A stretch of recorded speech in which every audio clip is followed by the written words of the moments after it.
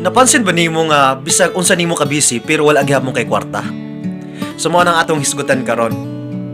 Siguro ka nang naay time nga gihimo na gyud nimo ang tanan ba? Kanang nagmatakag sayo sa buntag. Mga alas 4 pa, then out ka sa work, mga alas 8 na sa gabi eh. Pero anong wa gyapon kay kwarta? Sumo nang dako kayo nga pangutana karon. So una-una, gihuna-huna ba nimo unsa man imong goals karong adlaw? Nasulat ba na nimo?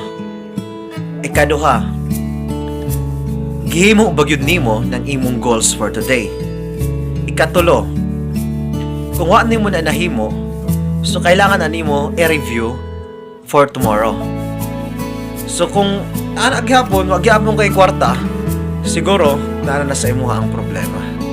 Inahanglan na nato i-check ang atong mga kaugalingon.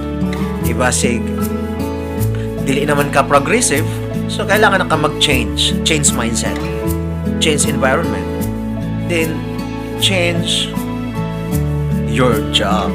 Maayos ba?